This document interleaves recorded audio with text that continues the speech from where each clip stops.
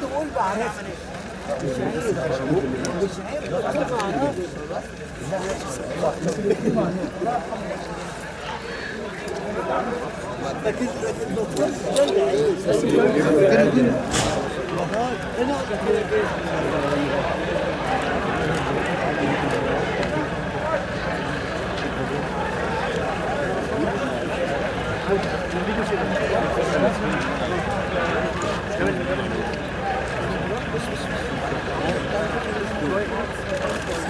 انت يا استاذ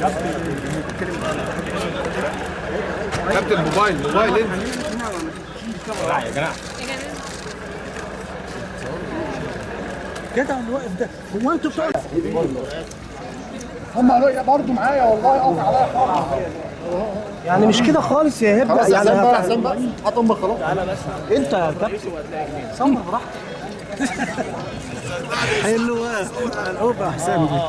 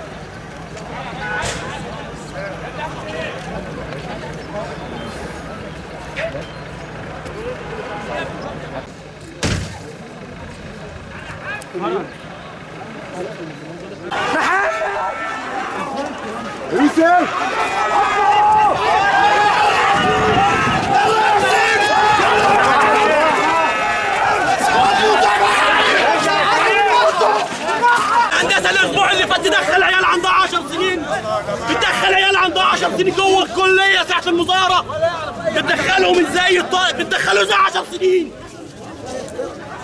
الدور عليك برضه وعليا. انا نص دقيقه اتحركت من مكاني القنبله الثالثه فرقعت. يا كفره يا كفره يا اللي ما تعرفوش ربنا دين، هتقولي كلب يناصر الاخوان، هتقولي معرس يناصر الاخوان. اخواني يا اولاد الكلب، اخواني يا اولاد الكلب يا اوساخ، انهي قرآن وانهي دين، انهي دين،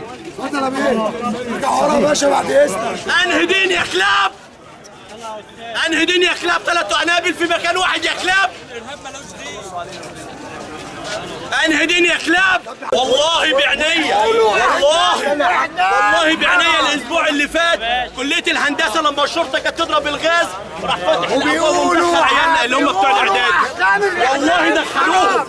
وجامعه القاهره دخلت العيال اللي عندها 10 سنين، وعيل في اولى اعدادي بيقول انا عايز استشهد دلوقتي. اولى اعدادي بقول انا عايز استشهد دلوقتي.